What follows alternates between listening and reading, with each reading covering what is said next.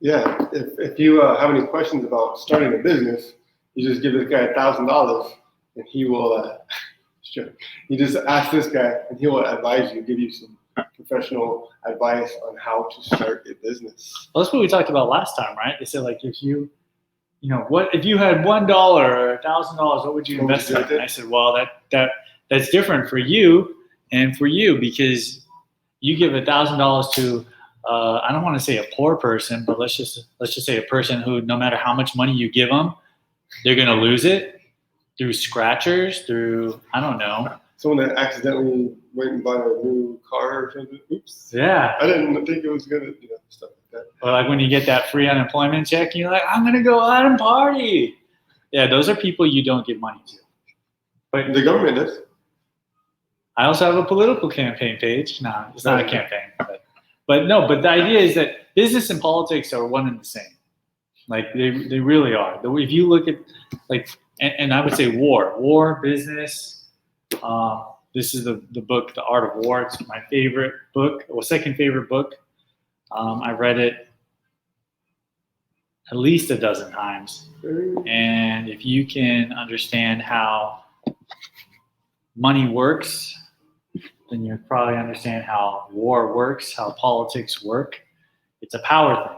And money, if you know how to leverage money, then you can use it to push an agenda, to move forward, to build up things that never existed before. And if you don't know how to use money, then you're really at a disadvantage. Yeah, we didn't get taught that stuff at a young age, right? Some people did, a lot of people didn't. So money wasn't just, all right, this is how you do it. So we kind of have to figure it out as we grow up and become an adult. This guy, the author of Rich Dad Poor Dad, Robert Kiyosaki, he talks about how he had a rich dad and a poor dad, and how his poor dad was like, he asked his biological dad, which is his poor dad, superintendent, super educated PhD guy, why am I not taught about money? He said, well, it's illegal. Just became political. It just became political. It's illegal to teach people about money, at least our government.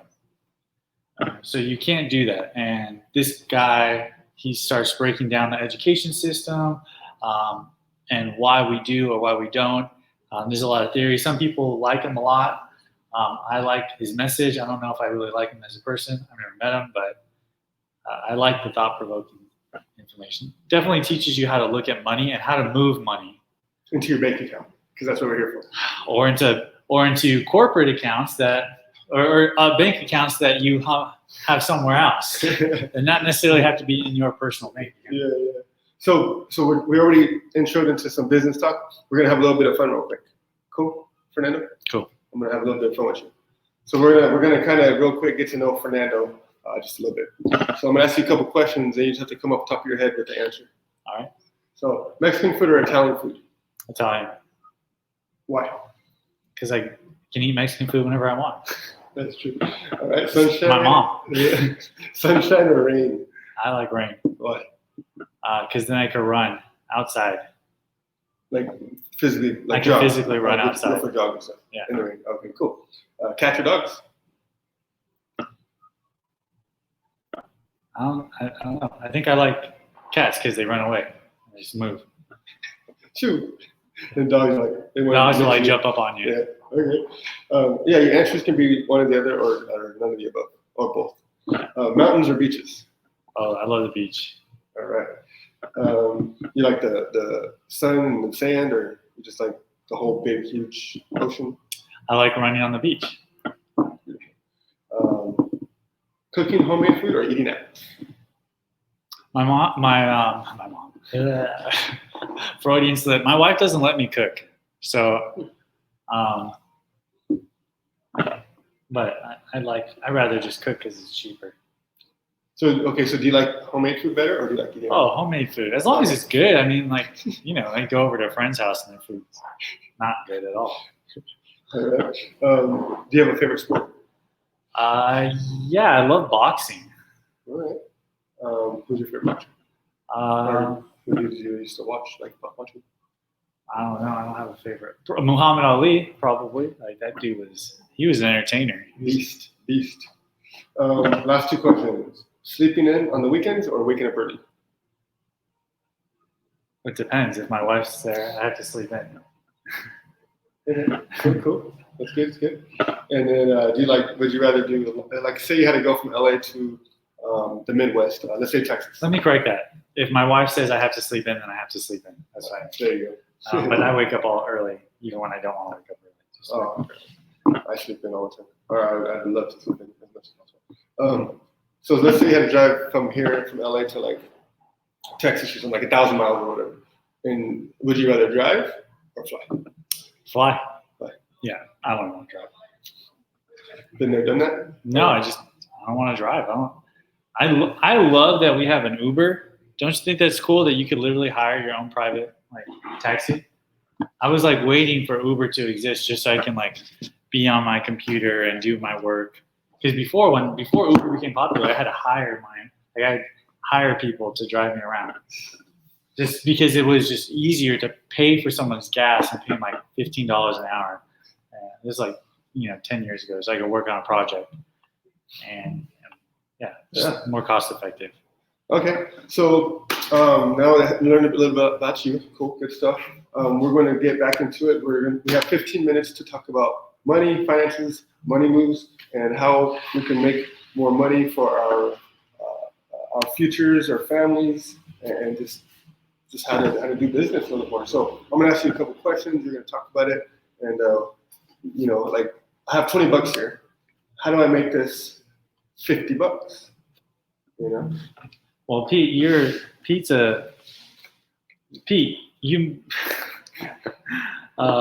you do $20.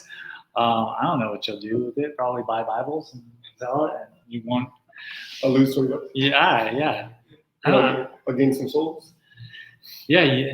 Well, okay. So Pete, so let's say you were seriously like, Fernando, I only have $20. What can I do? I know your skill set. I know what you would do.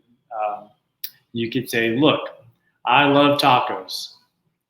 I'm going to get those 20 tacos and I'm going to buy $20 worth of tacos from like 3 different places. And then you go around, you tell people, I got this really good taco. It's only $5, and then I got these other tacos that are like $7.50. And I got this really delicious, awesome taco. And then you could buy a couple limes with it. Okay, you put the lime on it, you make it all pretty, you put it on a $2 plate. And this taco right here, $20. You're going to sell those $5 tacos or whatever taco. And then you're going to sell the $10 taco. But then you're going to make a couple dollars and you spend that on a nice plate. You're going to fix it up and you sell that $20 taco because you know how to sell tacos. That's why. And you would have just made like $40. That's what I'm talking about. So and you probably would have been able to eat a taco again. So how do we multiply our money in today's society, right? So we're going to talk about today, current situations. There's things that's going on in the world that we have no control of, but we do have control over our daily life and decisions. So how do we? What do we do? What do we do right now? If you're a business owner. Well, if you're a business owner, don't stop moving. If I say this in business, you're either growing or you're doing the opposite of growing. You're either moving and building up or you're failing. And if you're not learning, you're opposite of learning. I don't know about that. But it's like muscles. You either use it or you lose it. And that's with momentum as well. And there's definitely a time where you kind of take it cool. Oh, shout out to Mike Davis. Mike Davis. My man. He's a guy who was mentoring me. And I asked him questions about how to move money around. But if you're a business owner right now, don't stop being a business owner. It's important. Right now, business owners are in the most empowering position. The government's going to give you more money, like it's going to loan you money at a great interest rate. You don't have to worry about your W-2s paychecks being cut.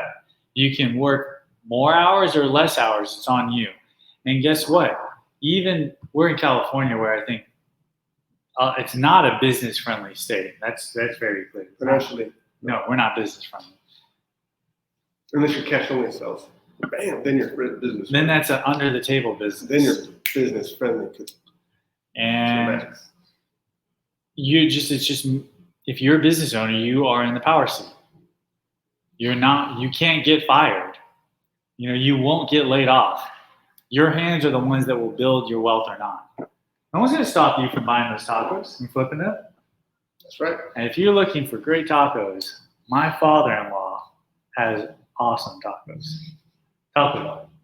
Shout out to the taco bar. I didn't know that's your father-in-law. It's my father-in-law. That's my wife's dad. What was what's his name? His name is Victor Beltran. Okay. And he's a Whittier dude. Okay. So read a question to yourself and see which one you want to answer.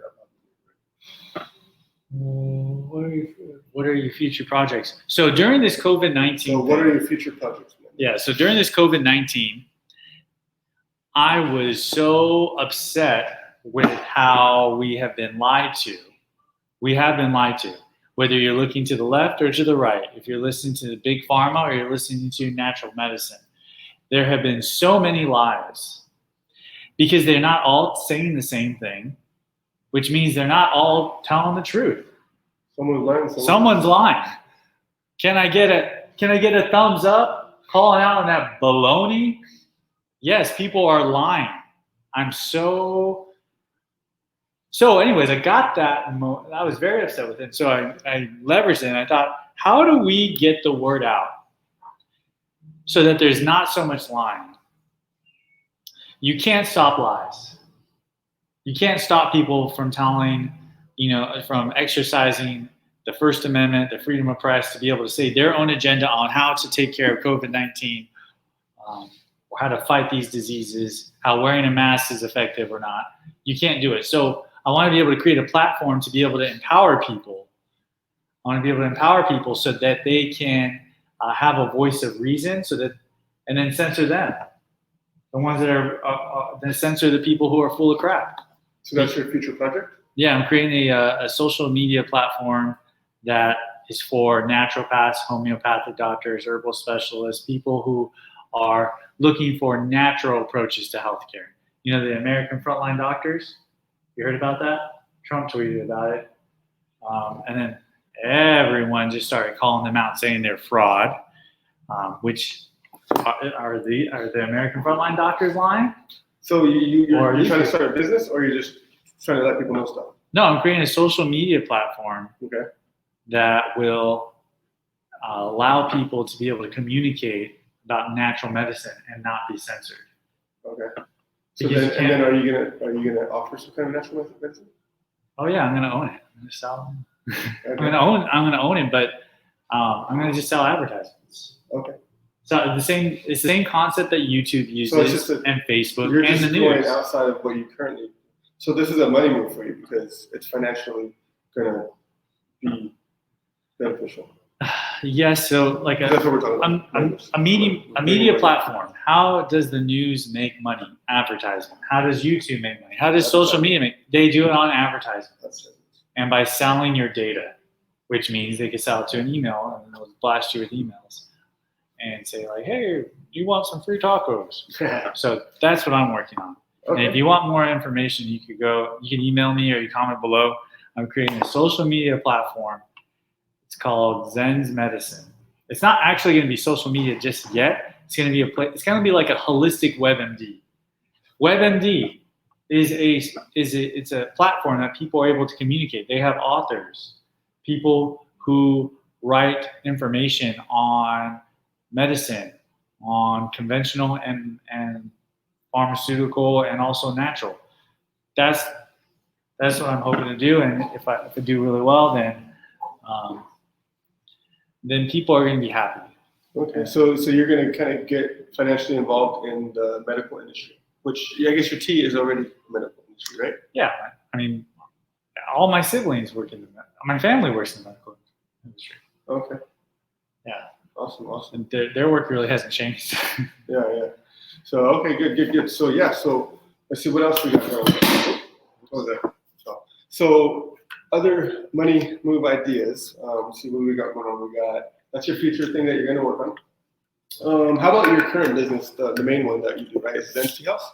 So how how can you make, what can you do, what have you done the last few months, and what are you going to do in the future, today and in the future, to make more finances on it and to make more sales and to continue to do good? You asked me a question. You said, what makes you the most money? Remember that? Yeah. Did we go to San Diego yesterday? 2 days ago? We went to San Diego 2 days ago, right? 2 days ago, we went to San Diego for lunch. Had some good lunch. Lobster tacos is what I had. Lobster tacos. How much did that taco? Oh, you didn't tell me. How much what? How much did the lobster tacos cost? The plate was like $27. Yeah. For 2 tacos. Dang. But I remember see, you could have sold that taco. You could have bought that taco and put extra lime on it. So we went to San Diego for lunch to have some good lunch and have a little good walk, and we talked business on an hour and a half drive one way and back another hour and a half. So it was a good business time for us to get together, relax, enjoy some nice scenery, have a good lunch, have some good fellowship, communication with each other, and just talk business. So I asked you one of the questions I asked you was like, hey, Fernando, what makes you the most money? Yeah, and it was in response. You asked Rose, and you were talking about what makes you the most money. It's a question you asked. I said, you're like, is it online? Is it this product? Is it the markets? And I said, no, it's people. I said, if I have 40 hours, let's say I put a 40-hour work week. I put in more than 40 hours. And I had to divide an hour to each person, each one of my employees. I have about 30 employees, more or less. That means I would have an hour with each of them. And then I have 10 hours for myself to work on other projects. I know that the hour that I spend on the employee who's just there for the weekend, as in like they only work, on Saturday or Saturday and Sunday, that I can invest an hour in them and I'm not going to get a really good return on them because they're only working there on the weekend. But I invest an hour with someone who is there like, hey, I work 40 hours a week, Fernando. You see me there every day. I'm working the cash register. I'm working on the assembly line. I know that if I invest an hour there, I'm going to get a better return. And when I say better return, I mean that essentially we're moving money. Everybody's growing. Yeah. Everything's growing. Everybody's growing. But then when I do it with the manager, that pours into more people. So what makes the most money is people. Educating your people, continue education, continue learning how to do better at their jobs. And if you don't have any employees, that's great. Then you invest in yourself first, and you make a lot more money. Because you can't give what you don't have. Ooh, dang. Oh, I like that. I'll drop that one. You can't give what you don't have. And so I am empowering. I do my best to empower and train my staff so that they can do a better job making more money. So if you want to have a good business and you have 30 staff or so, you have to empower your staff, your people, and that it starts at the top, you and you, and you got to empower them. You got to make them.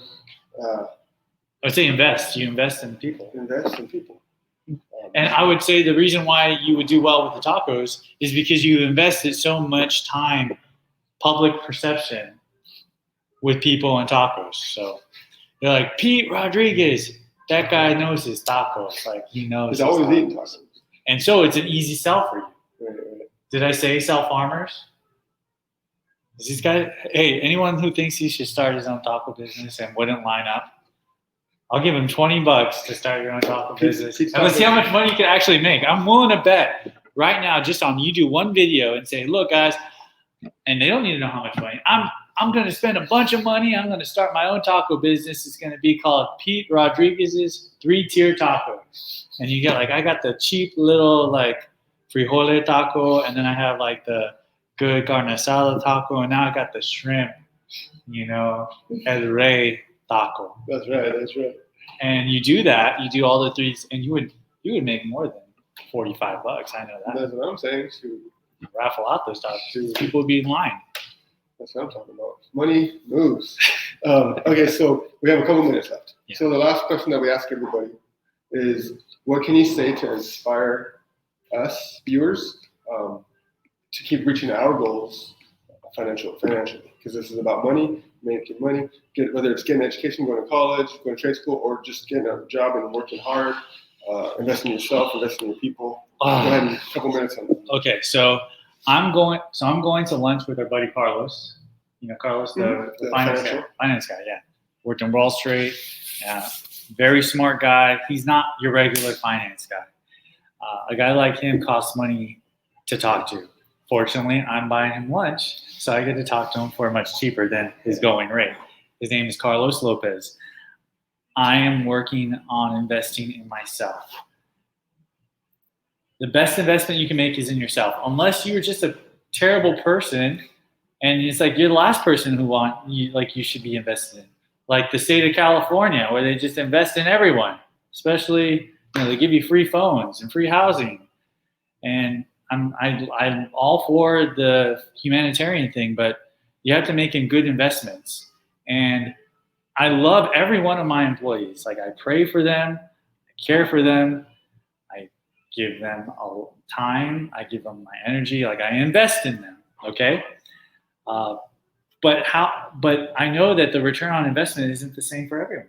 There are some people who I invest in, and because they're just working and they're putting in the dedication and longer, like there's gonna be a larger return, as opposed to this guy, I'm not gonna mention his name, really smart guy, valedictorian, sharp guy. My manager is so upset that he's gonna be leaving, going back to school. He was only there for a few months. Now, granted, I invested in him heavily, hoping he'll come back next summer. But it's a lot of employers don't do that. They don't invest in people. They don't invest in people, and I think if the money moves, is say invest in yourself. Invest in yourself. Invest in people. Learn and grow every day. If you're not growing, you're dying.